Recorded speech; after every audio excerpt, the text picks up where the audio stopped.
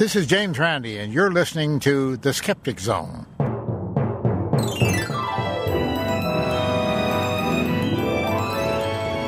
Welcome to The Skeptic Zone, the podcast from Australia for science and reason.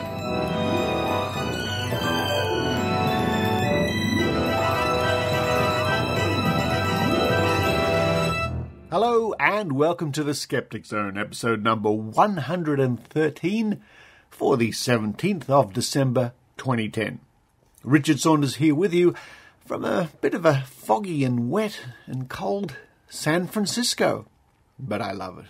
On this week's bumper episode, we have many interviews, in fact, from TAM Australia, conducted by our very own Maynard. Now, Maynard manages to interview Dr. Carl, Bob and Jay from the Skeptic's Guide to the Universe, Dr. Rachie, Joe Benamu, myself, and a host of other people. Great extended interviews from TAM Australia coming right up. And after that, a fabulous wrap-up of the year from Dr. Rachie in Dr. Rachie Reports. Yes, it's worth coming home for that one, folks. If you're out running, if you're out in the car, jogging, whatever you're doing, shopping. You know, a lot of people listen to this episode, to this podcast while they're shopping in the supermarket, pushing their trolleys around. Now, if you're one of those people pushing your trolley around an Australian supermarket right now, head for the musk sticks. Oh yes, the Skeptic Zone sounds a lot better if you're munching a musk stick. And if you're in the United States, grab some Skippy peanut butter. Whoa. Getting back to the show. We're going to wrap up the show with a very interesting series of interview, once again, by our intrepid Maynard, where he went along to a Sydney Truther protest on the 11th of December outside the town hall, where he spoke to some members or some people supporting the 9/11, so-called 9/11 truth movement. An interesting insight into the way that some people who think that the whole 9/11 was orchestrated by the US government, an insight into their thinking. Well, that's enough from me. I'm running upstairs to grab myself a nice cold root beer from the fridge while you enjoy The Skeptic Zone.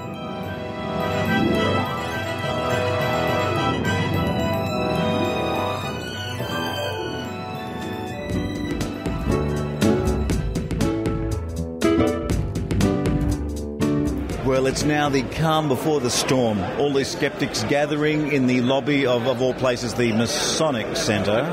But, you know, something's going on here. How do you feel? Is there tension, skeptical tension in the air? I'm excited. I'm keen here. I'm right at the door, ready to go in. I want to be one of the first to get the best spot. It's going to be a serious weekend of debunking. A lot of people are going to be very sore after this weekend, I think. Getting to know each other, and I think that will be the most important thing. Really getting to know the other people who are doing what you're doing. And tell me, how would you describe what the skeptics look like? Like, is that from my perspective? Well, yeah. Is there a typical look? Being one of the few women and the few IT nerds, they all look like male IT nerds. Hey, careful you say that. Just had our first session there, the opening session in the big skeptical weekend. What did you make of it there? We had James Randi, we had all the big ones from the Australian Association there. It was really lovely to hear them talk about historical things that have been going on in Australia in the 70s and 80s and in the 90s. It's actually really quite valuable for us, doomed to make the same mistakes if you're not aware of what's gone before. Yeah, look, I just want to say I was the only person to put their hand up who believed in UFOs. There wasn't one of the 500 people I put the hand up for that, and no one else did. Well, that's how it starts. One person stands strong, I guess, and all will follow. What did you make of the stories they were telling of the beginning of the skeptical movement in Australia? Yeah, no, I agree that the finding out about the historical references is good, particularly for the younger comers to the skeptical movement, because I haven't lived through any of these kind of, movements or particular free energy. So how did you get into it? How did I get into it? Through a few science things, through the podcasts, obviously the podcasts. Now, what are your favourite podcasts? We got into listening to the SGU to start off with. Got into, realising that there was the Australian skeptics, and so that was pretty cool, yeah. And what are you looking forward to this weekend the most? Are you going to touch Brian Dunning if you get a chance?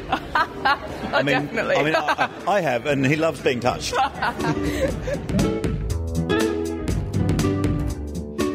Look, I'm here with Richard Saunders, just near the very Thunderbird Jerry Anderson-type lifts that they have here at the... they're out of UFO, aren't they, these lifts at the Masonic? I feel like I'm in a Borg ship sometimes here, actually. Now, of course, you were a bit tense earlier. I couldn't talk to you before it opened. You and Dr. Rachie were looking very stressed, but now it's actually opened. How are you feeling? Good, actually. We still have things to iron out, of course, as any big convention does, but...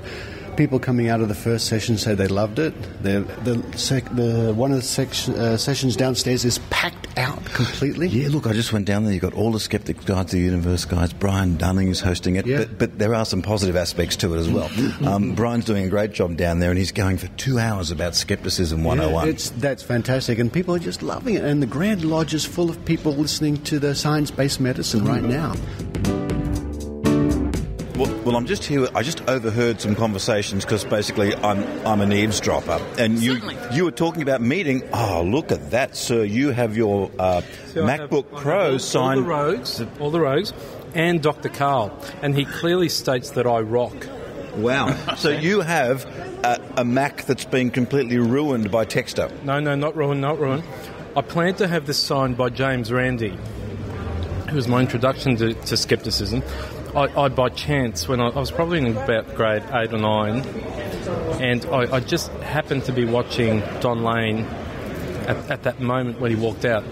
And then I read a few books and things like that, like Carl Sagan's books. So this has to be signed by James Randi and also Dick Smith, and then I'm complete. Yeah, so right now you've got all the people from Skeptic's Guide to the Universe and Dr. Carl have signed your Mac. That's really cool. So what did you want to know about the Skeptic's Guide? Well... I'm also getting him to sign... a 1980 Dick Smith Electronics catalogue. That is so cool. And a lot of the stuff's still in the store too. Probably. Yeah. Well, now, you were saying, did the Skeptic's Guide to the Universe people, how did you imagine them and how did they end up looking? Completely different. Because I've listened to them for so long, I imagined them to be... Well, I imagined...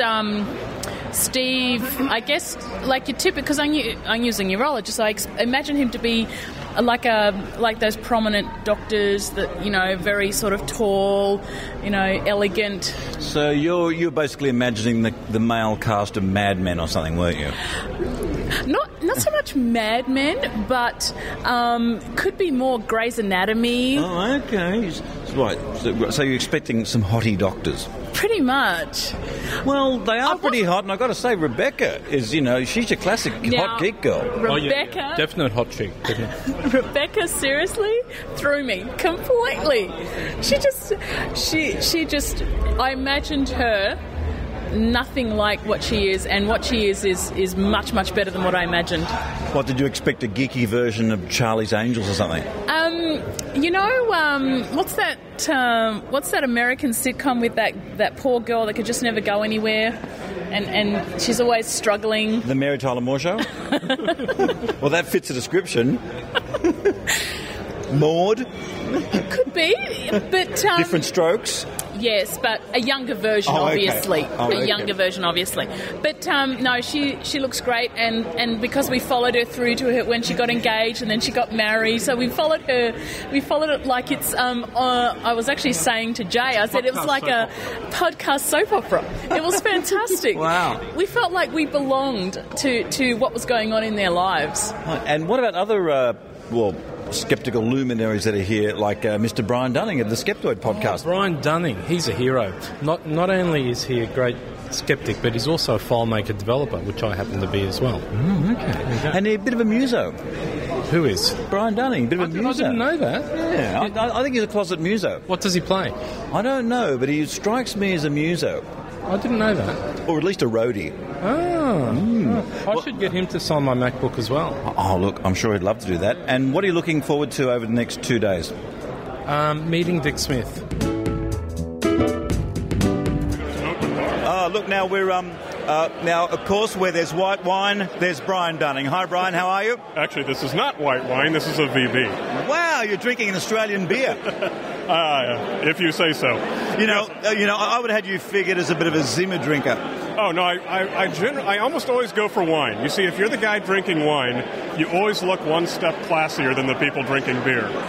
But I figure I'm in Australia, what the hell? Well, yeah, look, now we will have a full interview with Brian Dunning at some other time, but Brian, it's your first day here at the TAM Australia. What do you make of the whole thing? I mean, people have been touching you, and I believe you have been touching people, but not with the back of your hand. You've been doing it the wrong way. The front of my hand. Yeah. Oh, yes, I've been getting lots of action. That's something else. Yeah. I mean, everyone I say, Brian Dunning, have you touched him? Yes, and he touched me back. I mean, really. I mean, you're doing better than the amazing Randy. I like it if you write it up this way, because it gives an impression that's only lived in my fantasies so far. A lot of people have said that I've built this sort of a celebrity thing around you by starting rumours on the Skeptic Zone about your hot tub and your drinking habits and your carry-on and everything. It's given you a bit of a Freddie Mercury quality. That's always what I've strived for, I think, my whole life. Yeah. The hot tub, by the way, I want to say, that's a rumor. Okay. It's unsubstantiated. Oh, okay. If you haven't been there in person, it's a rumor. But most of the cast of the Skeptic Zone have. I think it would be improper to comment on that. Okay. Now, look, there's some people... Excuse me, do you want to touch Brian Dunning, do you? No. Grovel at his feet more. Oh, you know? now, when we think of Brian Dunning, what do you think of? Well, everyone knows what you think of. I'm Brian Dunning from Skeptoid.com. So what do you make of the rumours of the hot tub? Well, you've got to have a hot tub to get people talking. That's how you get all the secrets out of people, really. It's, you get alcohol, and the hot tub heats them up, and it makes the blood flow through their body faster, which gets the alcohol into their brain faster. That's what you need the hot tub for. This is great. See, Brian? See, the hot tub rumours aren't hurting your reputation at all. I guess not. The hot tub's open. Come on over. Well, look, I'll let you guys have a chat here, and we'll have a full interview with Brian and the photos tomorrow. Oh, far out. I want to see the photos. We're here in the Crush. The smell of cheap free white wine is in the air, and of course one of the people at the conference is... Howard. Howard, now what brings you to a Skeptics conference? I listen to a lot of Skeptic podcasts, including the Skeptic Zone, and I really enjoy them. Oh, that's good. Now, what was the first one you started with? Was it Skeptic's Guide to the Universe? Was it an Australian one? Was it Skeptoid? I think my first one was the Skeptic Zone, actually. Okay. And then I got into the others, Brian Dunning's, and into Skeptic's Guide to the Universe. All right. Now, what's your particular bent on skepticism? I've been asking people... Everybody has the thing that they're a bit of a specialist with. So if you're at a party and someone brings up a topic and you go, oh, hang on, well, that's not quite right. Would that be astrology? Would it be anti-vaccination? Would it be some sort of political conspiracy? What's your specialty? I dislike the anything medical, so anti-vaccination or, exploiting people who've got cancer or something like that. They're the ones that really wind me up. And is that mainly because, there's actually lives at stake? Yeah, and an aunt of mine, when I was growing up, she was exploited when she was dying of cancer. Oh. And somebody got into her, and she ended up selling the house and everything to finance a quack treatment. And they were left very hard up afterwards. And have you worked out the way to... get the subtle balance between the intensity of your feelings about it and not insulting people, but because that's a tough one when you feel so strongly about something, not coming across as a quack, even though you may have evidence on your side. No, I find that really hard. It happened the other day. A friend was treating their child using chiropractic for an emphysema, skin rash, and no, I didn't really know how to tackle it. I find that really difficult to do. That's good. Oh, well, now, of course, at any well-catered party, it's not a real party until the drinks tray has been spilt. That's what you heard in the background there. It's either that or one of James Randy's earrings hitting the floor. I'm not quite sure. Yeah. Excuse me, Richard, was that one of James Randy's earrings hitting the floor? It was somebody being crestfallen, I think. Well, look, you have a great time. And what are you expecting to get out of the next 2 days here at TAM Australia? I'm really just hoping to enjoy myself more than anything else. And I am so far. It's been great on the first day. Cool. Enjoy yourself. Thanks. Well, ladies and gentlemen, we are at TAM Australia, and Dr. Karl is just over there in a great shirt, just doing an interview with some people who asked him much better questions I'm about to.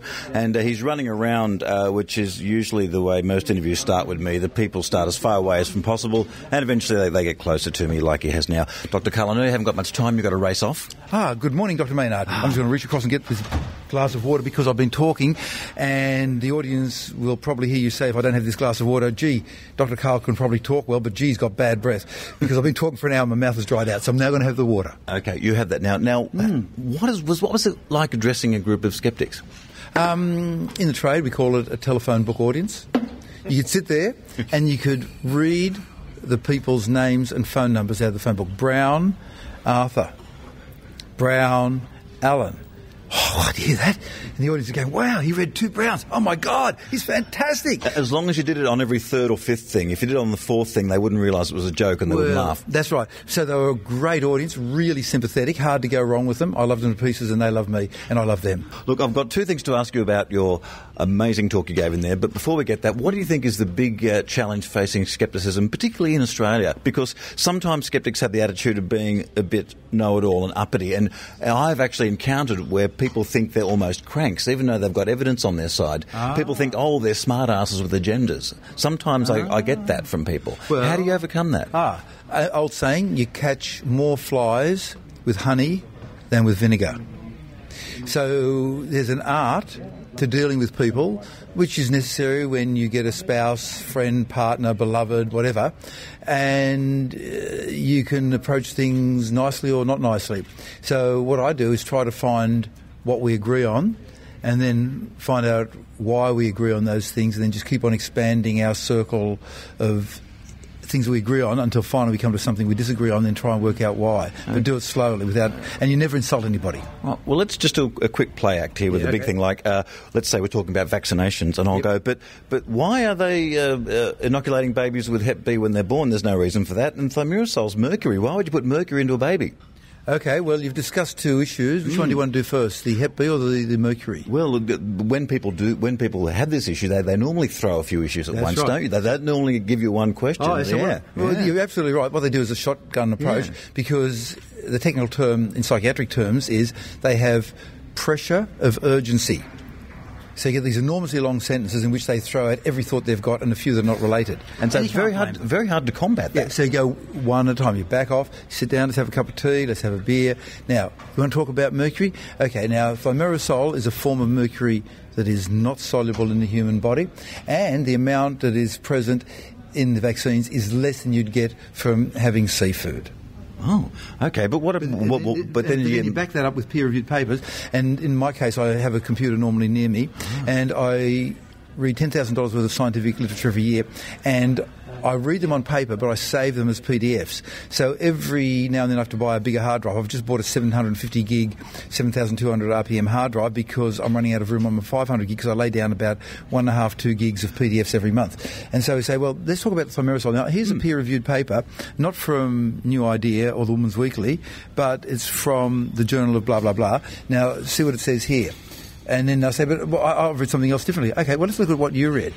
Was it from a peer-reviewed journal, or was it just some person scribbling in Technicolor on the toilet wall while they're drunk?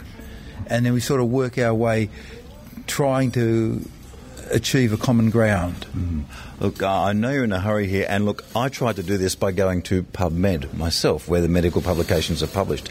And I was reading these things and I didn't understand them, and a normal person going to where you would go for your literature could quite easily get confused. Oh, that's right. Okay, you start off with the universe being a complete fog, and then as you begin to understand the universe, little lights light up. One way that the lights light up better, little lights of knowledge, is if you force yourself to turn them into a story. And so I've been writing stories all over the place, and I've written 30 books, and so there's all these hundreds and hundreds, thousands of stories, all relating to different parts of the universe around us, the medical, the engineering, the astronomical, the marine biology, and they all interlace. They all tie together at some deeper level. And so I've already read the article. I know where I've got it filed. I'm not looking on the web. I've already, when I read the article, downloaded it in a folder on my machine. And it's stored, and I know, and I've highlighted exactly where I want. So I can go straight to it and not waste their time. And then I sit back and I say, okay, now Your turn. Okay, and what is the answer to why newborn babies are given Hep B vaccinations? Because I would imagine that that's not something they would be exposed to immediately. Number one, I don't know. Number two, they might be trying herd immunity. Herd immunity is where you vaccinate the herd of humans so that if the Hep B virus is present in a human, it doesn't get onto a human to then get onto the baby. So in other words, if the Hep B virus lands on a person, their immune system will deal with it and kill it, and they cannot transmit it to a person. I think it might be the herd immunity concept. I'm not sure. Okay. I'm not an expert in that area. Oh, look. Two questions were raised by. Lieutenant Charles Taylor was a drunk. He was Lieutenant Charles Taylor in the story of the Bermuda Triangle was drunk. Now I knew on the day he wanted himself excused from service, but I didn't know he was pissed. Well, they have a saying: 24 hours between throttle and bottle. And you just need to have all of your attention about you. You can't afford to be running anything less than 100% when you're flying an aeroplane, because things can go bad very quickly. And it was just a simple case. They were flying the wrong way. And if you listen to if you read the transcripts of the radio messages, it was perfectly clear that the base stations on land were saying, "You're flying the wrong way, turn around." And Lieutenant Charles Taylor was saying, no, I know what we're doing. And some of the students even knew they were going the wrong way, yes, but because they didn't want to contradict him. He was the boss. In fact, that's why we find many Asian airlines on that contradiction thing, they do not have a pair of Asian pilots, but they have an Asian pilot and a Westerner, because there's a respect for authority. Yeah, and the co-pilot won't override no matter what. Yeah. If it's in Australia, you say, "Oh, come on, mate." And the other thing I have to point out, and I don't know if you ever noticed this, is the famous Kennedy speech, "We'll go to the moon." Yeah. Look in the background to the right. There's Vice President Johnson, bored off his arse. Yes. He was not a man of vision. No, he was falling asleep. I think he was actually he was doing a crossword puzzle. Kennedy had a vision. He rather than saying, "We want to have the carbon price this, and we want to build this road, and we want to build this rocket," he was saying, "We want to go to the moon." He pointed. If any politician stands up and says, "I have a 10-year plan under which Australia will be totally self-sufficient for green electricity in 10 years, I will vote for them." And what happened to Kennedy? An assassin killed him. Well, yeah, it does. Perhaps being bold probably towards the mafia might not be the best thing to be doing in other areas of life. Okay, conspiracy theories about science are easy to debunk. Political ones are harder to debunk because you never get to the real truth, or it takes years to come through. For example, why do you think America has a base in Cuba? Isn't that a bit that they got during the war with Spain? Yeah. And so let me get this straight. So America, which hates Cuba, actually owns a bit of Cuba. And the reason they own it is because it's a really good bay. And the way they got it was that the USS Maine blew up the ship, blew up in the harbour, Havana Harbour, and they said, these evil Cuban Spanish did it, so therefore we'll invade them and then we'll take this harbour. And the captain who survived said, no, it's a badly designed ship because the magazine, where the explosives were, is right next to the boiler room.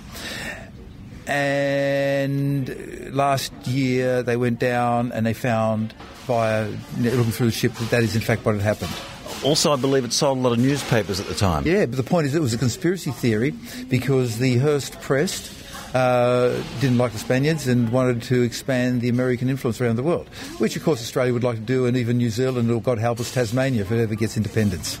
And what is your favourite woo you like to combat? I've been asking everyone here. Last question. Everyone's got their thing that they go, sometimes it's horoscopes, sometimes it's anti-vaccination. What's the one thing that really rings your bell and you have to stand up for whenever you see it? Vaccination, because they kill babies. There's nothing like seeing a baby die in front of you at 2 o'clock in the morning to realise, and it's the first baby dead from whooping cough in 20 years, to realise that the anti-vaccination people are doing a bad thing. Thank you, Carl. Thank you. Now, one person we haven't heard from so far, and the day's almost over on the first day, is Dr. Rachie. Hi, Dr. Rachie. Hi, Dr. Maynard. Hey, look, it's been pretty special. I've got so much content from so many people having a good time here, and I've even found a few No Agenda show listeners that have come up to me. I know. In fact, I met one last night at Skeptics in the pub who was going to go up to you and say, "In the morning." Yes. Yeah. I've had a few people do that, and I was only just outside with a few skeptics there talking about the Kennedy conspiracy. Oh, the really? JFK thing. Right. So, you know, and also everyone's wondering, why are you having a skeptics meeting in the Masonic Temple? To be ironical. Okay. I don't know. Well, to tell you the truth, because it's a really nice venue. I mean, obviously our listeners can't see it, but it's really quite a spectacular room, isn't it? And I don't know what the Masonic Temple's all about, but there's a big G hanging over the middle of the floor, which I think stands for the Charlie Brown saying good grief, or good gravy, I think it stands for. Well, it's been brought up several times today throughout the conference. Why is there a silver G hanging from the ceiling? I think Paul Willis suggested it was the hand of God or something. Somebody tweeted something else, which I didn't actually read, so there's been a few theories floating around. Yeah, I don't know. I thought, like, Dita Von Teese might come out and do a bit of, like, you know, like she's a champagne glass. It's a really big G. You could do a burlesque show with it. You could do a burlesque show. You could get up there with some feathers and not many clothes and swing around. So yeah, you don't get much skeptic burlesque action, do you, really? Well, you don't know what we've got planned, Maynard. It's only day one. I mean, how good do you look in a burlesque outfit? I'm hot. Now, what's been your favourite thing today? You know, I think somebody tweeted at one point that coming up soon in the amazing meeting, Dr. Carl takes a breath.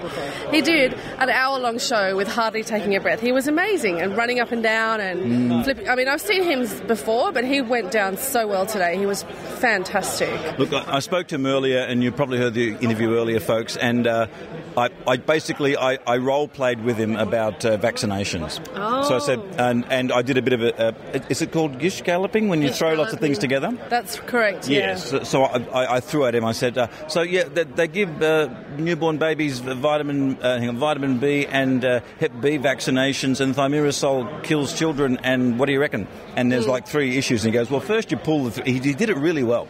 Really? Yeah. Oh, yeah. I haven't heard that. Did you audio boo that or something? No, I will audio boo it. Right. But look, I found it very moving when Dr. Carl said he was there when the first child to die of whooping cough in 30 years died in front of him in hospital. Yeah. That was very moving. You know, I've spoken to him quite a lot about why he's a science communicator, because, you know, he's got 100 degrees and he is a physicist and he's worked in medicine and surgery, and he, I don't know if he mentioned this today during his lecture, but he decided to become a science communicator so he could go and tell people what damage whooping cough can do and other communicable diseases and why you should vaccinate, because he felt like he was not able to do that as effectively from a hospital setting. So that's what really convinced him to go and tell people about what science is about. And he does it so well, Maynard. Yeah. Look, Dr. Rachie, I'll just come back to this when I went and saw the anti-vaccination film that time, and people were talking about information that I didn't know anything about as a layman. And even as a skeptic, it's very hard to stand up, because, I mean, even you with your medical training, it's really hard to stand up to a group of laymen and tell them they're wrong correctly sometimes. Well, first of all, it's hard to tell them correctly on the spot because, as you mentioned before, there's the gish gallop thing. So you could stand up and give them a whole lot of evidence and they'll just come back and say, but what about this, and this? And there's no way that... I mean, you probably heard the saying, Maynard, well, a lie can go around the world 6 times while truth is still putting on its pants. So if you make stuff up, you can say whatever and you can put out anything. But also... With people that you were talking about, they're the true believers, and they're not going to change their mind no matter what you tell them. Now, those funny noises you can hear in the background are coming from Brian Dunning's pants. They are coming from Brian Dunning's pants. I'm not quite sure what he's got in his pants. That's interesting pants noise. Yeah, I think he'll be up doing the burlesque show fairly soon. We'll talk to you later, Dr. Rachie. Goodbye, Maynard. Yay! Well, all the big names of skepticism are here. Who have we got here? I'm Jessica Singer. And Jessica, you've got yourself a nice skeptic's haircut for the weekend. Do I? Why? Well, no, it looks like you've had it done. It looks nice. Oh, actually, that is quite true. I had my hair done a week ago, yes, especially for the convention. I know, because, and a lot of people here, they come from all over. I mean, there are people who look after themselves, like yourself, and there's people like me who couldn't give a rat's have turned up. Everyone's here. Oh, absolutely. It's a real good mix of people, the well-groomed and the not so well-groomed. Now, you'd know scepticism over a couple of generations. Is there something you can see in the really young, and there's a couple of teenagers here, is there something you can see in them that's a little bit different? Yes, the use of technology. Somebody was describing it to me today as being, you're either a technology immigrant, like myself. I was not born with it. I've come to it. It's been introduced since I was an adult. And then there's the generation who've been born into this technology, and they use it just as second nature, and it's making such a difference to skepticism and keeping in touch and skeptical activism. I've just been in the skeptical activism workshop, and the thing that kept getting mentioned was Twitter all the time. Mm-hmm. Then Richard Saunders, our Vice President, one of the organisers, was looking on his little iPhone, and he found that TAMOZ is at that time that we were in the workshop, was the second most tweeted event in Australia happening right now. Well, and that's just so exciting. Well, Jo, as a registered nurse here at the Skeptics meeting, the big weekend, we're still only on the first day. I've spoken to so many people already. What are you looking forward to the most this weekend? You're giving a talk, I would expect, aren't you? I'm not giving a talk. I'm going to be on the science-based medicine panel on Saturday, which Dr. Rachie is moderating, and that's with Stephen Novella and Ian Harris.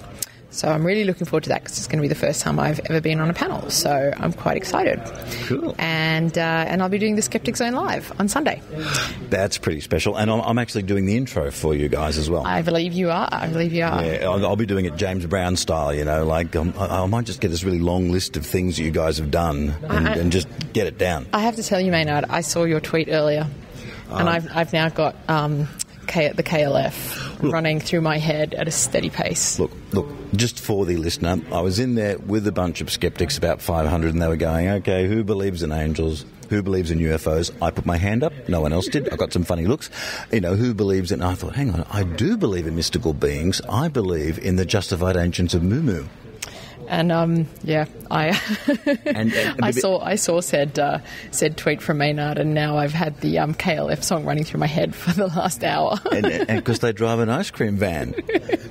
and who was the relic that they dragged out for that song? That country singer, Tammy Wynette. Tammy Wynette, Stand By Your Man.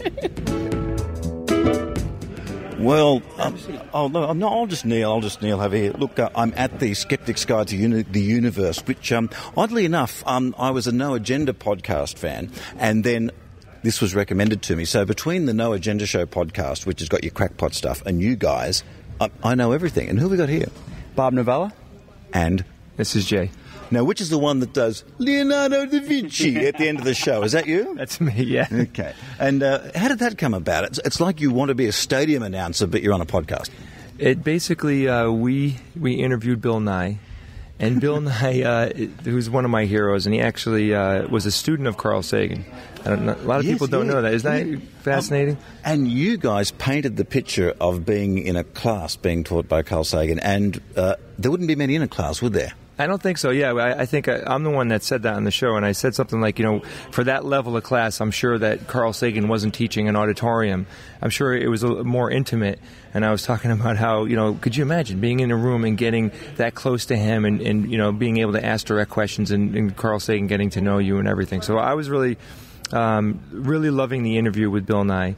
And he does this thing where he goes, we're going to change the world. That's one of his key statements. And I thought, oh, God, I love that so much.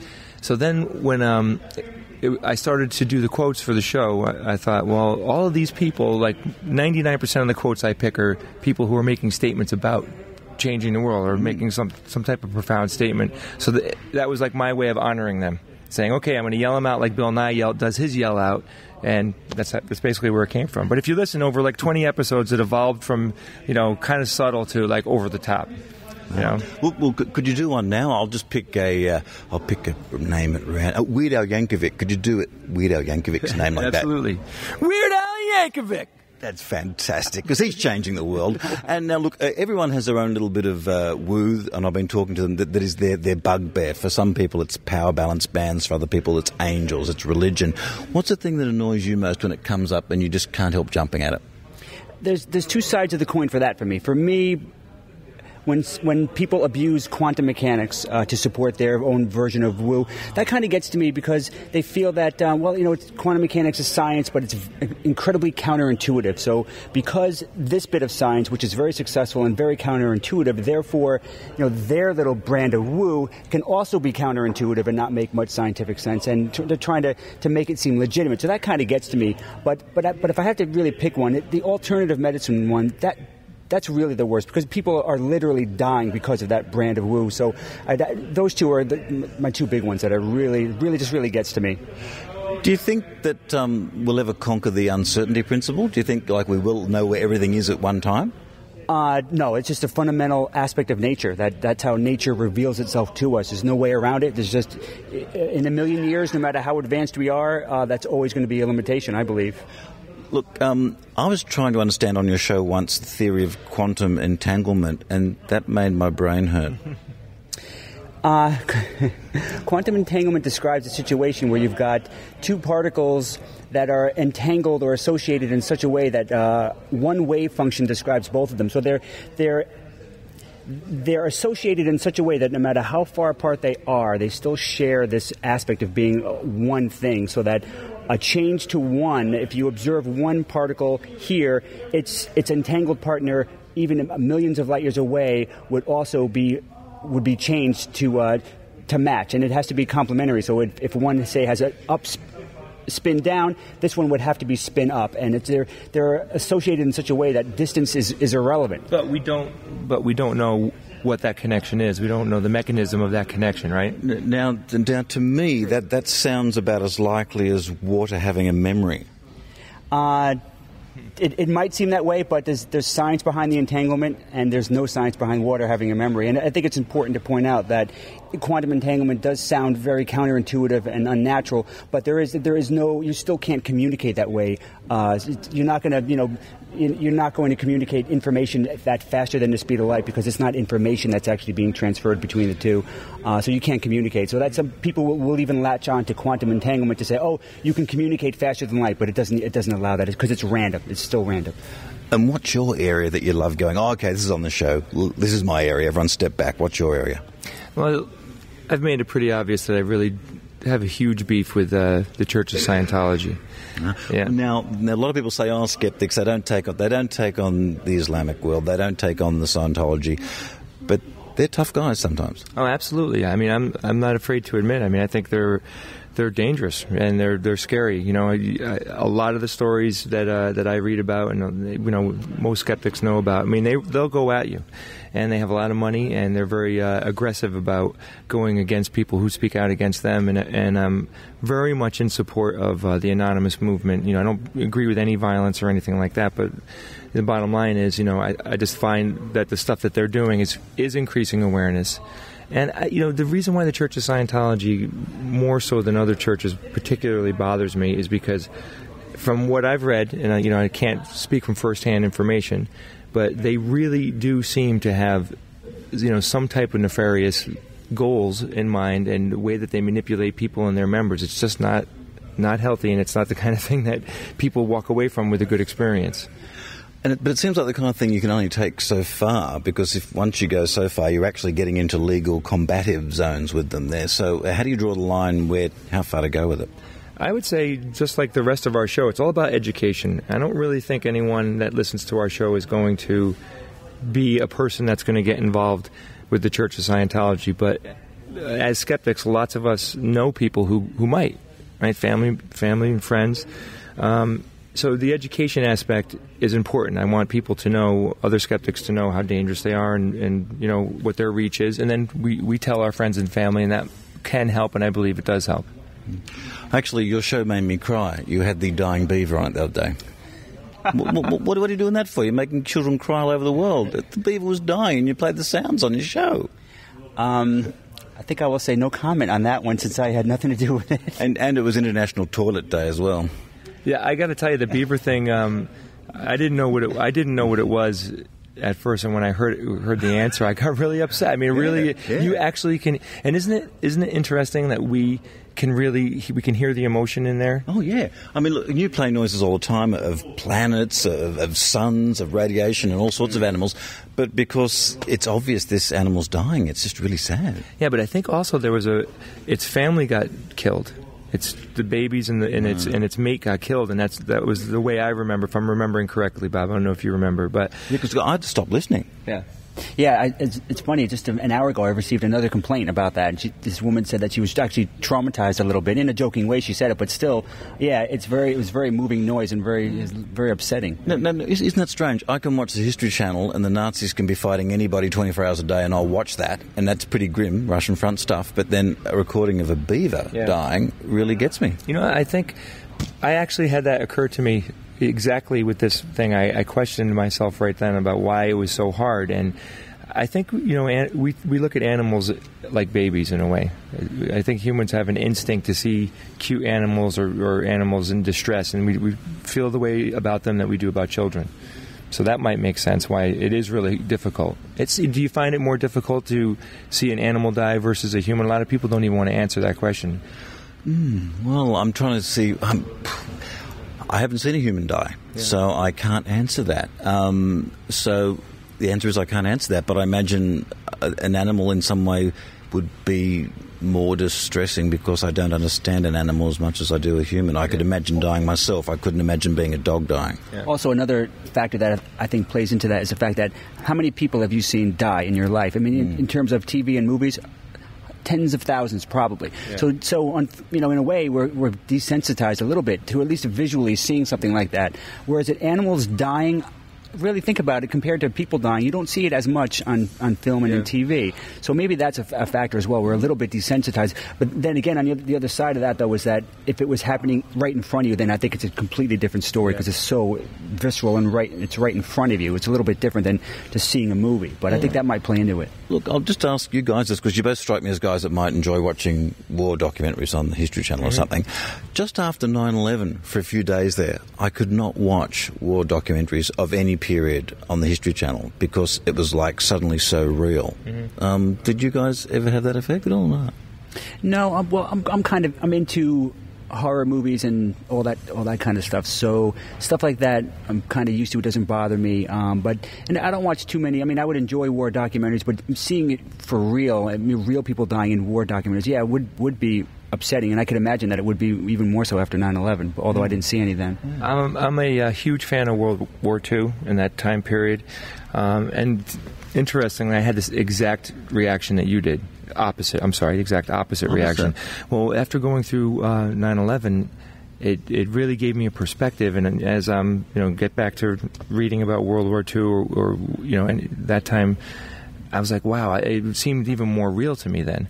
And I was more fascinated by it because I was able to identify with the mindset a little bit more. I mean, living in the United States the past 30 years, before 9/11, it was bliss, The economy for a long time was doing very, very good. Life has been easy. And we haven't had a major tragedy like that. I guess just for a while there, it just wasn't abstract for me for a while, and it was just, but I guess I kind of got used to it there. And I have got a beef with you guys from a few months ago. It's not even a good one, and you'll probably beat me up. You were discussing theoretical physicist Michio Kaku from the University of New York, is it? Yeah. And he said something about UFOs, and you guys said, "Oh, that guy again." So you obviously had an opinion about him, and he was basically saying that there is a percentage of UFOs that are unexplainable, and he found that spooky. Now, I don't find that statement to be so bad. I mean, he's not saying it can't be explained. He's just saying he finds it a bit spooky. Well, if I remember correctly, I don't really remember having an opinion about him before that in a negative light at all. I was very disappointed with that interview.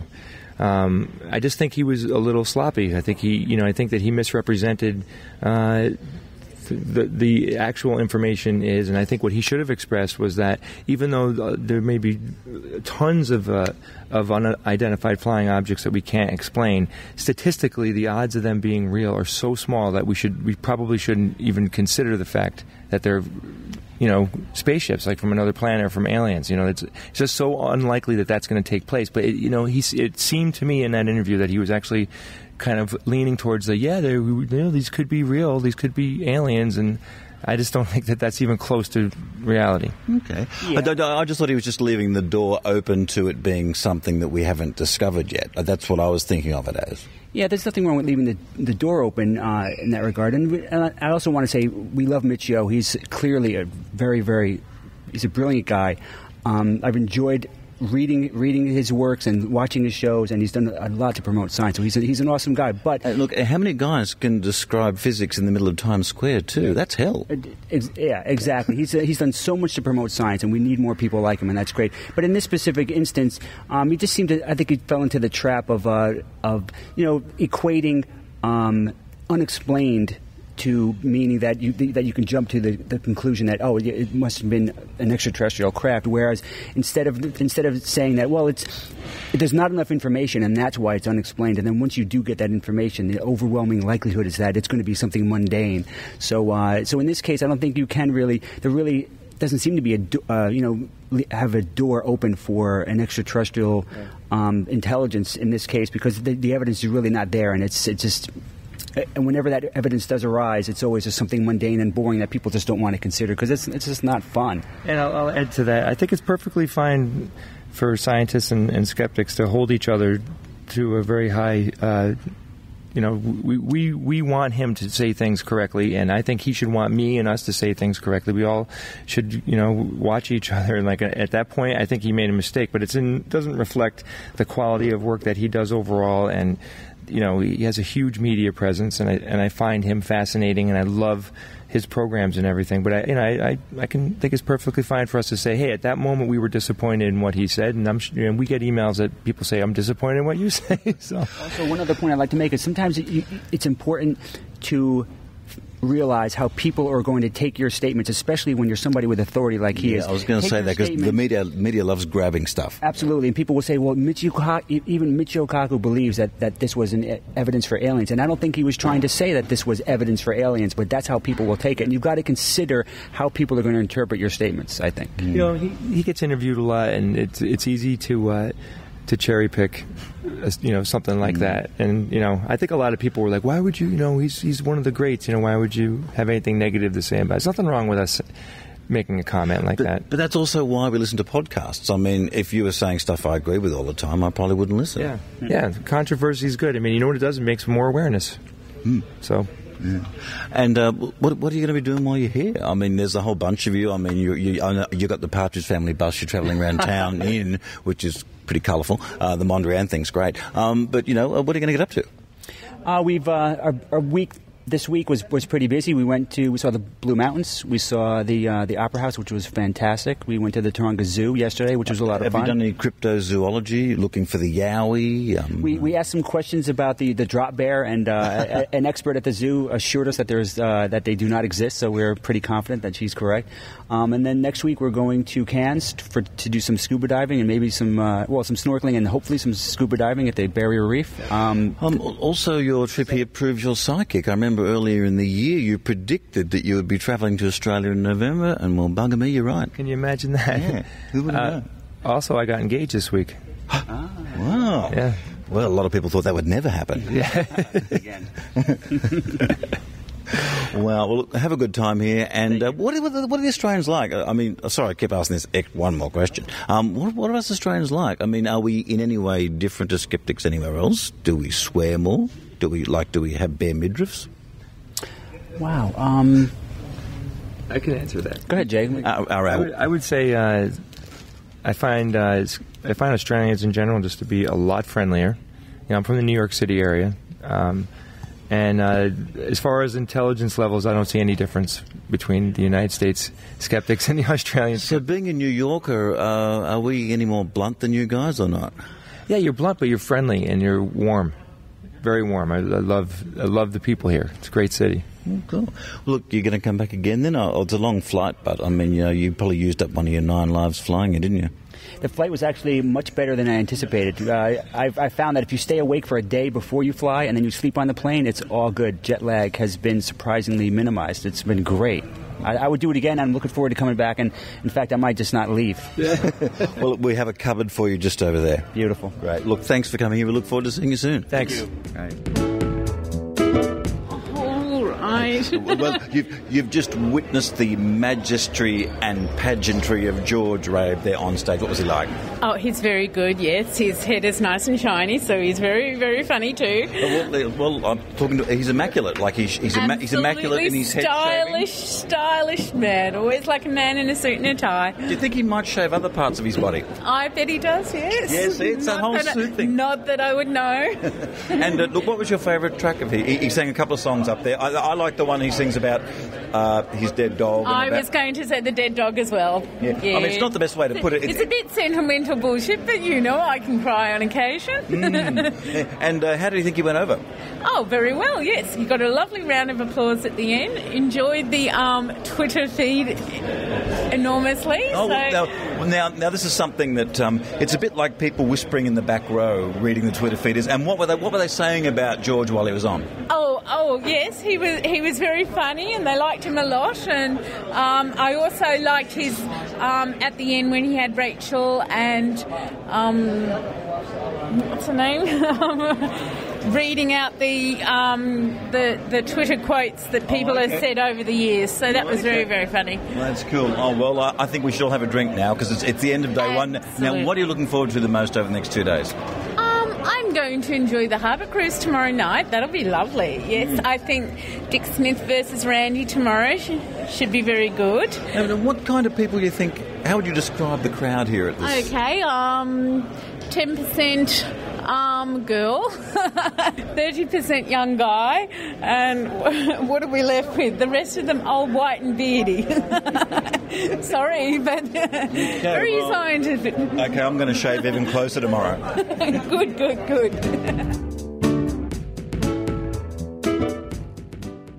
Hey, bro. Oh, hey, bro. What? On your wrist? Is that a balanced power band? What the... No. This is a placebo band. A what? That's right. New from SkepticBros.com. Placebo band. No more popping pills, painful needles, or smelly ointments. Huh?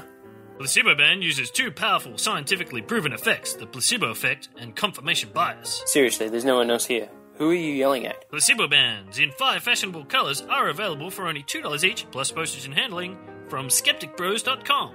Get yours today! Why do I even talk to you? I'm your brother, and Mum says you have to.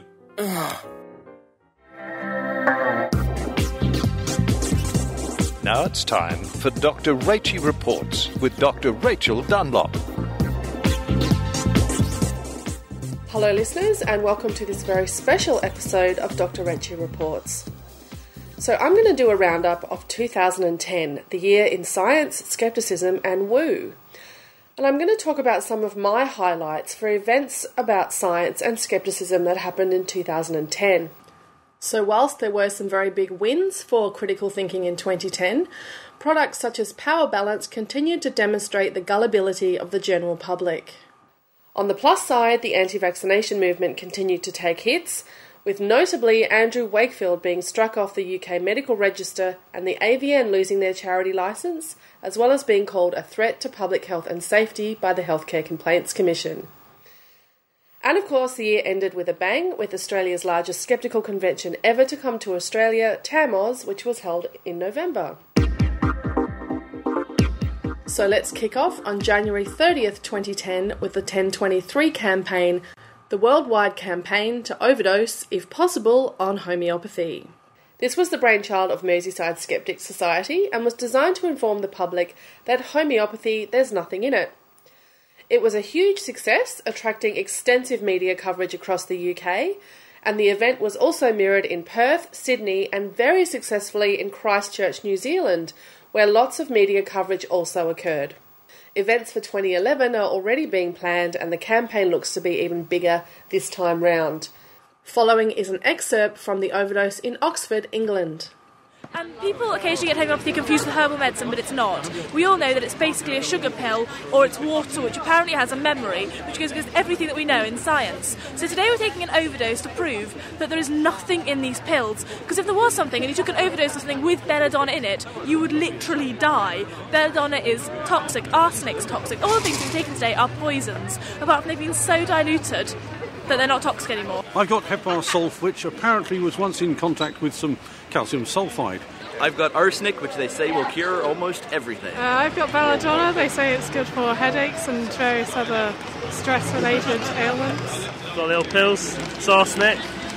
Somewhat diluted, I think.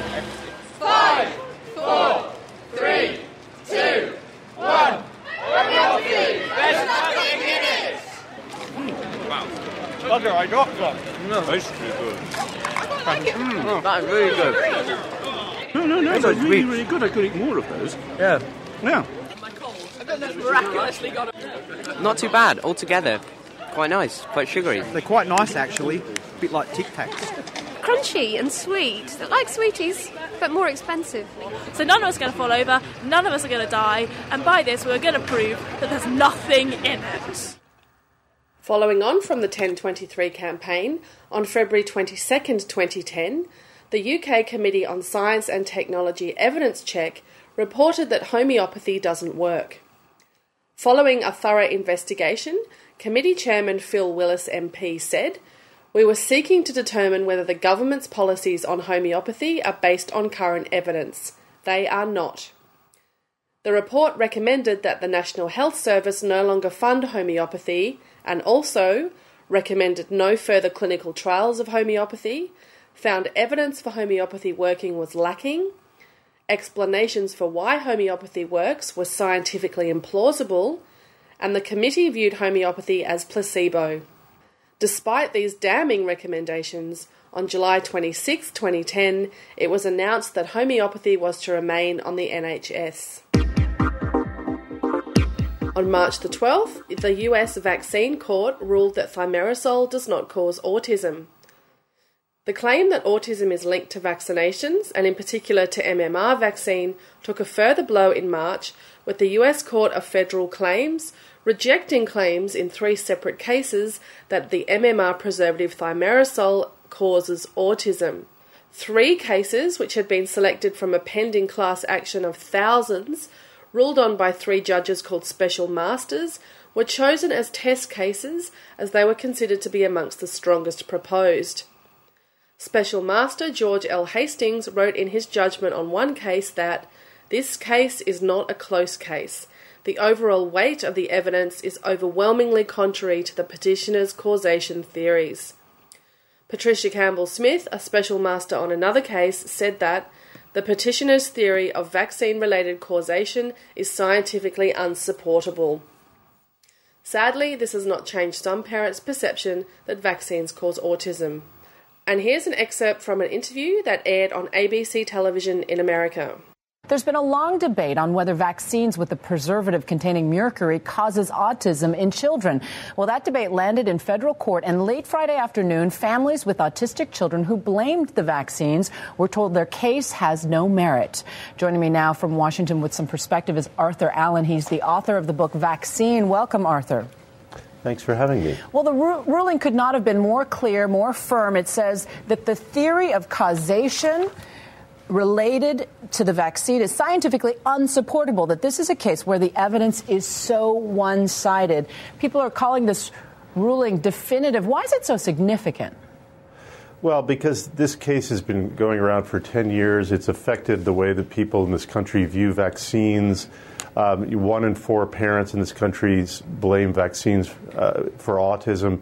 And so this is a really important message that comes out of this case. This is an independent judicial body, just found that there was no evidence at all. This seems like the classic debate between anecdotal evidence and empirical scientific evidence, because there are parents who were protesting the ruling and who are still convinced that their children's autism was triggered by the vaccines.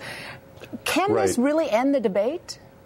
Well, I think that people who are convinced that vaccines cause their child's autism are not going to be convinced otherwise. And, that's kind of a shame, but it's really the important thing about this ruling is that hopefully it will give people confidence when they have infant children that they can vaccinate them safely.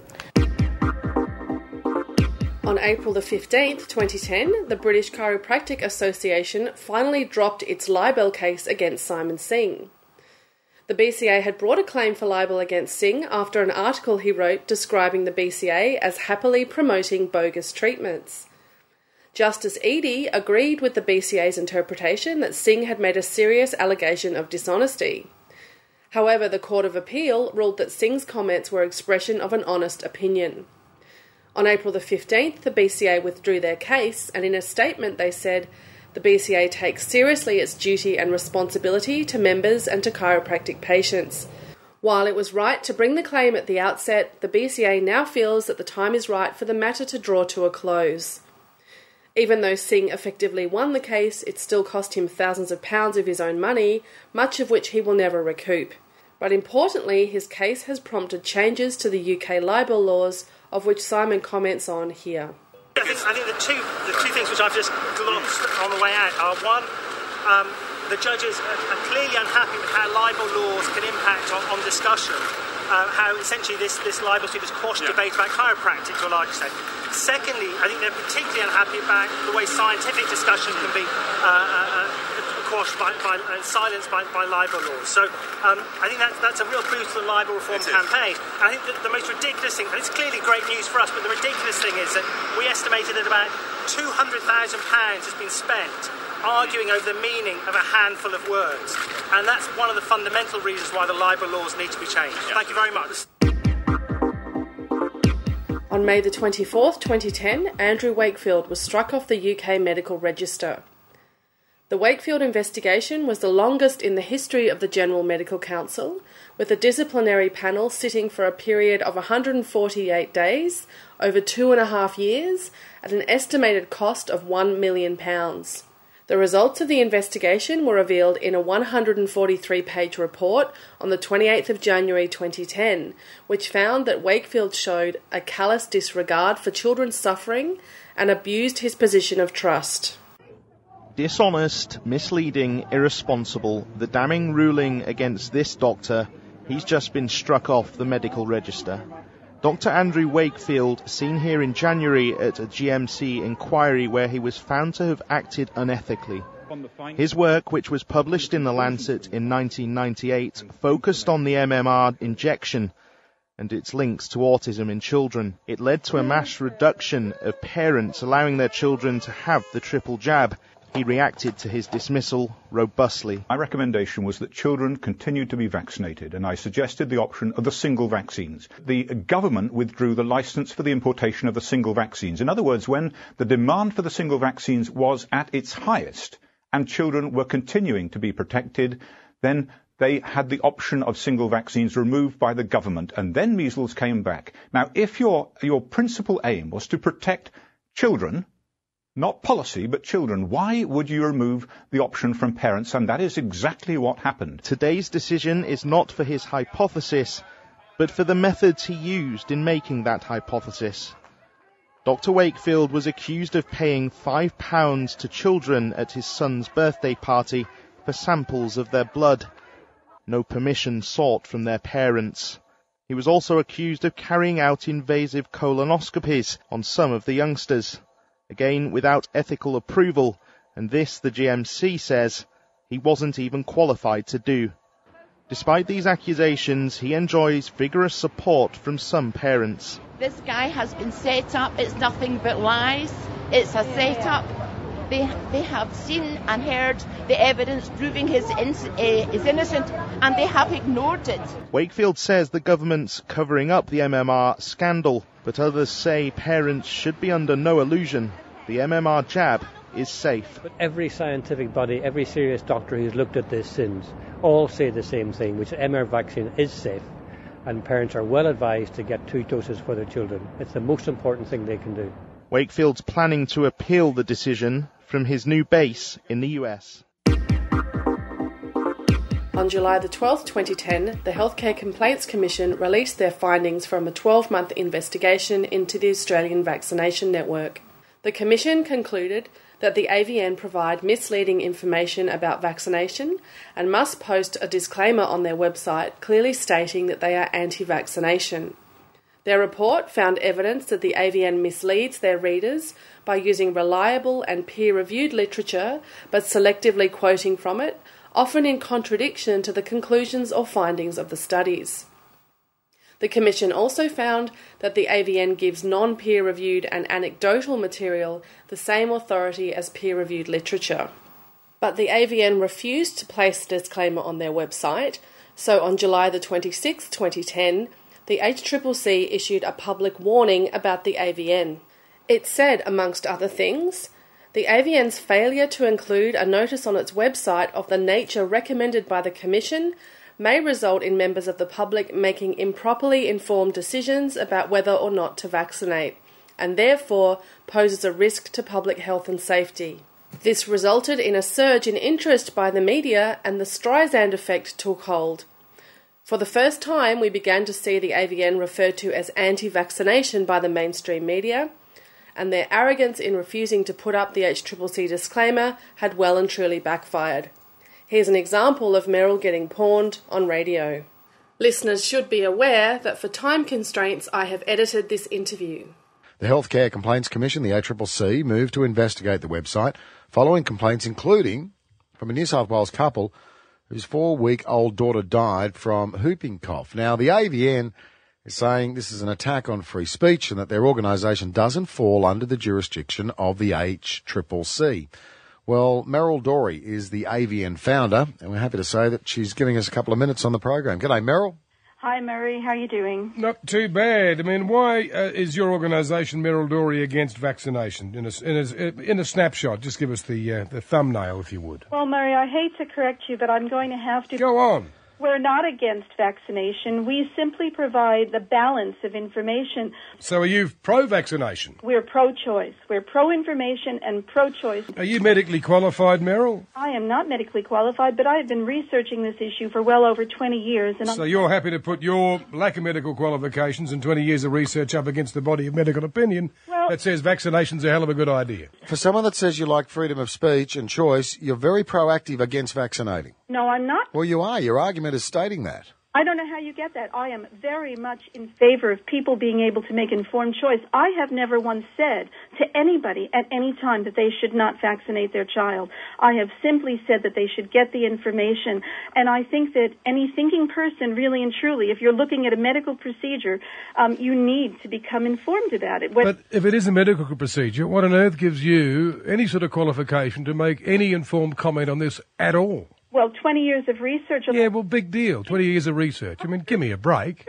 Doctors. Please. So, yeah, but do you realise something like smallpox doesn't officially exist anymore except in a scientific lab because vaccine has wiped it out across the world? I'm sorry. Smallpox was not wiped out by vaccination because in the last 30 years of smallpox, the worldwide vaccination rate against smallpox was below 10%. Okay, I'll inform the highly qualified doctor that gave me that information. Okay, well, you do that. With us, we did invite him to the program. Thank you very much, Meryl Dorey. I wouldn't be doing it, to be honest with you. I think it's actually the wrong name, the Australian Vaccine Network. It should be the Anti-Australian Vaccine Network. But there were several more blows for the AVN before 2010 ended. On August the 2nd, the Australian Medical Association issued a warning about the AVN, saying misleading claims about vaccination are putting Australian lives at risk. On September 1st, 2010, a story appeared in the Sydney Morning Herald describing an anti-vaccination group under fire for allegedly breaching copyright laws by selling newspaper and medical journal articles online without permission from the authors. It seems the AVN was selling packs for up to $128, which included homemade books filled with articles photocopied from medical journals, information on drugs taken from MIMS, the medical guide used by doctors and nurses, and copies of brochures inserted into medication boxes by pharmaceutical companies. Under the Copyright Act, articles can be copied for personal research but cannot be disseminated widely or sold. In response, Ms. Dorey said she was unaware she had breached copyright. The final blow for the AVN came on October the 20th when they had their charity licence revoked. Following a complaint, the OLGR audited the AVN and found breaches sufficient to revoke their charity licence. These included a number of breaches of charity laws, including fundraising without an authority, unauthorised expenditure, and failure to keep proper records of income and expenditure. The OLGR said it had also identified possible breaches of the Charitable Trust Act, and these have been referred to the New South Wales Department of Justice and the Attorney General's Department. There are substantial penalties for these offences, including fines of up to $5,500 per offence, and for some, jail time of up to 6 months. These investigations are ongoing, and Ms. Dorey continues to plead her innocence. On October 26th, Choice magazine, which is the consumer watchdog in Australia, awarded a Shonky Award to Power Balance. The $60 piece of rubber embedded with a hologram, which claims to improve your balance and flexibility, was declared a barefaced con by Channel 9's A Current Affair. The Choice website said that, with some reluctance, we highlight the inherent shonkiness of the Power Balance bracelet because when Australian skeptics demonstrated that it patently didn't do anything, subsequent sales skyrocketed. If a fool and his money are soon parted, there are apparently plenty of fools out there, and they're all conveniently identified with a rubber band bracelet. Here's an excerpt from the awards ceremony. Now, you've heard of snake oil. This is the next best thing. It's called Power Balance. Now, you might have seen some of these things. Sports people wear them and get paid thousands of dollars to wear them. They actually have a hologram in them.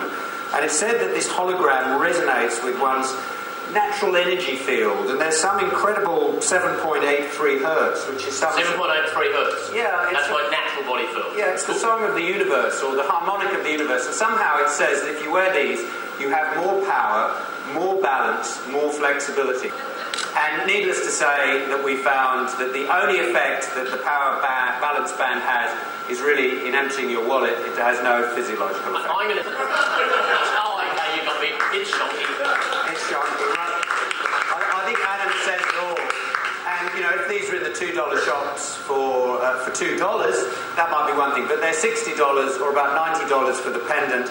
We really think that, people should... be a bit more careful with them. Go and see our friends from the Australian Skeptics who are wearing versions of these at the moment that say placebo. The power of belief, and they actually do cost $2. I think they're made out of exactly the same factory that made the 6, because it doesn't have the hologram, radiating 7.3 hertz. That's the important thing. So, ladies and gentlemen, the Shonky for the strongest, bendiest, dumbest and pseudo-science contribution of the year goes to Power Balance.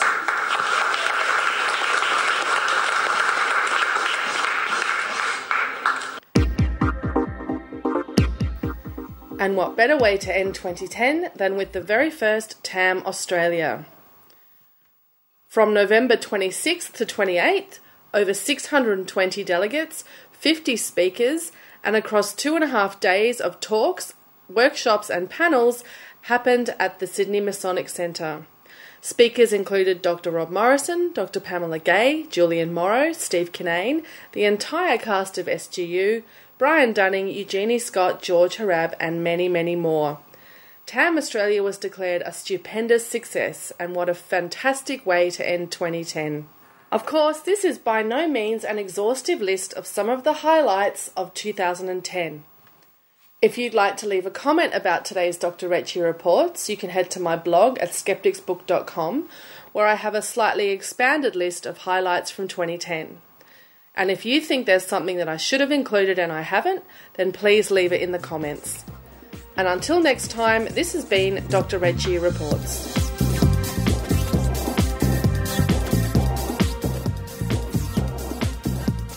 This is Brian Dunning from Skeptoid.com. Skeptoid is a short weekly podcast taking a critical look at the pseudosciences that infect popular culture. Whenever I'm not locked in the recording studio, I'm listening to The Skeptic Zone. On December 11th, Maynard went to the Sydney Town Hall where he found a small protest by people involved with the 9/11 Truth Movement. These are the people who think that the attacks on the United States on September 11th, 2001 were orchestrated by the American government and other sinister agencies and not a terrorist act as such. Needless to say, the Skeptic Zone does not share this point of view. However, it is interesting to hear what these people have to say. I guess it's one of the reasons that Skeptic Zone always goes to the Mind Body Wallet Festival to try and glean what the other side are thinking. Oddly enough, these people will proudly call themselves skeptics. See what you think, and if you're inclined to comment, I think they give some URLs and you can let them know your feelings about the matter too. So, over to you, Maynard. The latest campaign being run by the TSA and the US government, if you see something, say something. I'm seeing something right now, and there's a couple of people out at the front of the Sydney Town Hall, and they're saying something, you're holding a war is over sign. So who are you, and why are you here today? G'day, Maynard. My name is Brian Concannon, and I'm here today to help in the protest to try and get the truth out of why 9/11 happened, who was behind it. I can't say it's exactly a crowded event. I was expecting at least 50 people, but there's only a few. Well, why do you think people aren't coming along today? Oh, give it time. They're late starters. You've no doubt been called a crackpot before. Is that a label you wear proudly? Oh, I haven't been labelled a crackpot at all, Maynard. So when you're at a family dinner and the subject of 9/11 vaguely comes up and you fly straight into it, what's the usual reaction? Yeah, you do get a negative response, but I've got truth on my side, I've got facts on my side, so I know I'm the one shining the truth light on my head, and the puppets will be the sheeple, won't they? Now, you were probably watching the planes fly into the building. When did you go, hang on a minute, what I'm being told officially isn't quite right? What was the moment where you thought something was up?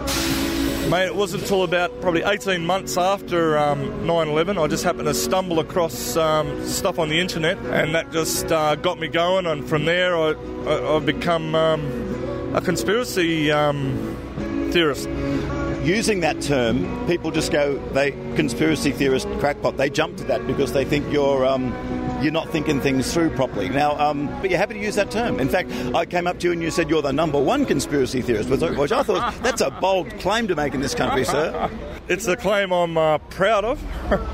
And it's a shame that the government's gone on a crusade to paint conspiracy theorists as nut jobs. Whereas in actual fact, we're the backbone of the truth movement in this country and the world, trying to get peace and truth in this world. That's all we're after. Can you encapsulate what you think the overall theory you have about the 9/11 events is? I go against the 9/11 movement here, who I'm helping out a bit. I fully believe in my own mind that it was a Mossad CIA operation. FBI helped cover it up. Dick Cheney, George Bush, they were all part of it from the start.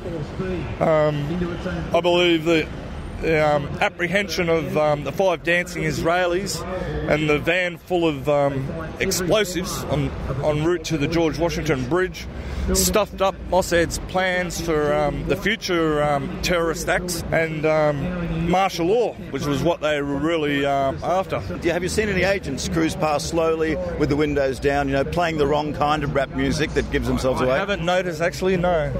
But I haven't been actually looking for it. I feel safe in numbers.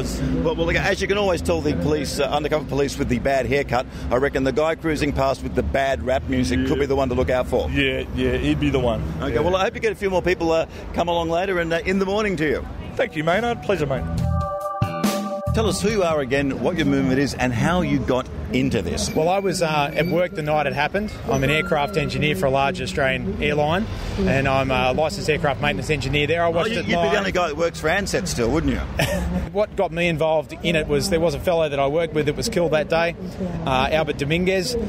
But anyway, I had an interest from the beginning. Obviously, I'm someone that was in the military for quite some time, and I had an interest in military history. And I just thought that what I saw didn't add up, and I always had questions about it. But it wasn't until I saw the video clip of Building 7 that I really had some big questions, and that was out of a movie called Loose Change, which has had some problems with it, obviously, but it's had many revisions that they've looked into it there. I found WTC 7 compelling myself, looked into the anomalies, and A lot of the ones were explained to me personally by looking at the other visions, the other angles of the fires on all the floors, on certain bowing in certain areas. And for me, that led me to, with an Occam's razor opinion, that led me to believe that is more likely than the people who actually own the building blowing it up. But that is certainly not one you share. Okay, well, I can agree with your point on the Occam's razor type argument. I look at that too myself. I'm sort of considered to be the spokesman for the movement in Australia, and that's based on the fact that I'm very reasonable with the evidence. But 100 feet or 2.25 seconds of pure 9.81 metres per second squared acceleration of that building is impossible. There is no doubt it is impossible without added energy. Period. Full stop. No one can argue with that, and no one has. If you look at the graph, it's actually at the same rate as gravity, and this has been agreed to by NIST, the National Institute of Standards and Technology, and also the fact that we find so much molten metal. We find spherical iron in the dust everywhere. We find also unignited nanothermite, which has been peer-reviewed and published in a journal, uncontested officially. It's been contested by people saying spurious things like it's paint, but the actual examination of it proved that it wasn't. It's been great seeing the reactions of people as we all walk along there, like some people going, what's that about? Some people obviously doing a bit of a crazy thing there. But you're out there pushing a point of view that generally is not considered popular, and but you got no problem with that. No, I got no problem at all. And the thing is, on the 11th day of every month, there's people doing this all over the world in small groups, and I find it quite moving that people are prepared to put their time and effort into campaigns, the lost causes, we could call it. But at the end of the day, we're doing the best we can. And your website again? My personal website is visibility911.com. And you'll be happy to engage with anyone there? The best website online worldwide, which has the most degree of education and also respect for information, is 911blogger.com. Articles there you can comment on any time, and you'll find the articles there of great quality, and I contribute quite a lot to that website. What do you do to relax? I mean, just let's get off topic for a moment. This is a very intense subject involving the military-industrial complex, people dying, giant overarching conspiracies that we have no idea who it's from. What do you do to relax? Well, I'm a motorcyclist. I like bushwalking. I've got a family, 2 young children. And, well, that's going to keep you busy. I'm a homemaker. I like to do things around the house. I'm quite handy building and fixing things. I'm an engineer, so I do lots of things. But I'm a pretty well balanced person. But I have been absorbed by this campaign over the last 5 years. Because people must be trying to paint you as someone who's not. Because that would be the first thing they would do when they hear your thing is, oh, what's wrong with him because he's got this different view from mine. Well, I don't. I think you've got the wrong idea about what the people think out there, Maynard. I think you maybe need to talk to a few more. Oh, no, the only reason I raise that is because that's the first thing I get. I hold a very responsible job. I'm the OH&S chairman in my workplace, okay? I travel with my work as well. I even work on some government officials' aircraft from time to time. I've got a clearance, okay? I've also, I'm ex-military, I'm in the RSL, I'm a member of the Lions Club, and I'm an active member of my local Lions Club. I'm highly respected in my community, and people think that I have a great understanding of what's going on than they do. Look, in most cases. Most people would never think that. They'd think that you're living in your mum's basement or something like that. Exactly. I mean, that's what they would think straight away. The media's tried to project us. They've done that. They did that with a film that came out worldwide recently. There's lots of people like myself, and there's lots of scientists and doctors and other engineers. New World Order was the film, New World Order. Yeah, correct. They portray us as those sorts of people, and the simple fact is that that's not the sort of person I am. I'm someone that's compelled to act on basis of hard science, and I'm someone, you could say that I was a Queen Scout, right? I'm someone that helps the old lady across the road, right? And I'm trying to help the country to the reality of 9/11. I have bumped into some people that have turned up here. What's your name and where you're from and why are you here at this rally? My name is Leah Hobbs. I'm actually from northern New South Wales. I've turned up today because I happen to be coming down for a holiday. We've come down here. I've brought my 15-year-old son, Lachlan, and we're just hoping to hand out some pamphlets and help in whatever way we can, basically support the cause. In a nutshell, what stinks about the whole official version of 9/11 to you and led you to be here today? There's many multitude of things that stink. What was the one thing that you went, that's it? Oh gosh, I think it was probably 2 or 3 years ago. My husband's been quite big into it for a while, and of course I was the person that sort of said, no way, I mean, why would your government do anything like that? One big thing that's really turned me is probably the nanothermite in the buildings that's been found in the rubble, which is a high explosive, I believe, that is impossible to find anywhere else other than in high laboratories, and it's certainly not found in Afghanistan caves or anything like that. Lachlan, you're 15, you're here along with your mum. Now, normally you get a reaction in your teenage years, so does that mean you're going to grow up to be a corporate right-wing lawyer after coming to a 9/11 truth rally?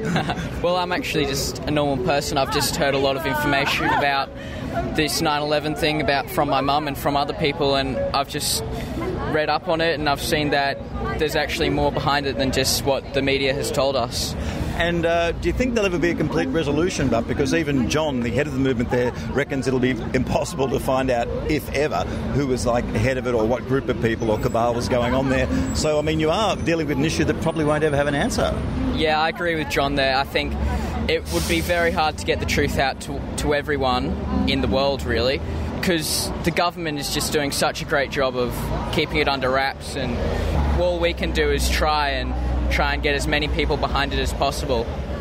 You must watch any news, and I've mentioned this to everybody, you must watch the Channel 9 news, and you must look at it different to anyone who is accepting what they call consensus reality. So when you watch the news, what's going in the back of your mind usually, Lachlan?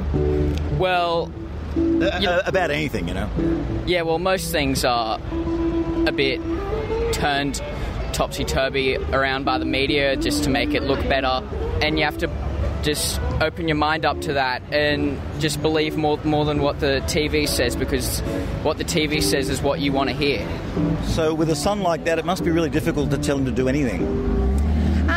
Mum, we don't share the same reality. Mum, my consensus reality is not the same as what you're imposing upon me. Oh, he hasn't tried that one yet. Oh, okay. You should try that one, Lachlan. Yeah. No, actually, to be honest, you're probably getting more out of him today than I normally get. I talk about it all the time. He's got a preacher mum, but it's amazing to listen to him. It's all gone in. It's all, and then he's gone away and looked at evidence himself as well. The best thing you can tell anyone, no matter what political colour you are, is go check out the evidence yourself and reach your own conclusion. Oh, definitely. That's what everybody says. Everybody says, go and check it out. Don't take my word for it. But just don't take the word of the media. I know you can't trust me. I can't speak for any other journalists, Laurie Oakes included, but you don't believe a word I say. Come on. You can tell. Is this a trustworthy guy in a Porker's shirt and sunglasses? Yeah. In the morning to you. Thank you.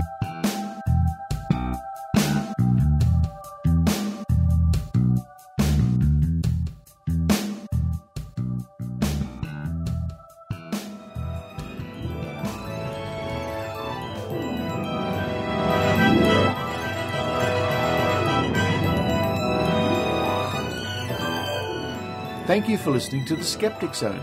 On next week's show, more highlights from TAM Australia, highlights from Day 2 and other interviews. Maynard, I don't know when you rest, but I'm glad you're about.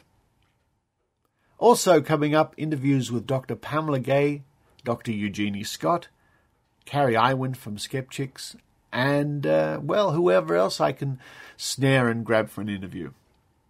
But until next week, this is Richard Saunders signing off from San Francisco, California. You've been listening to the Skeptic Zone. Visit our website at www.skepticzone.tv for comments, contacts, and extra video reports. The Skeptic Zone.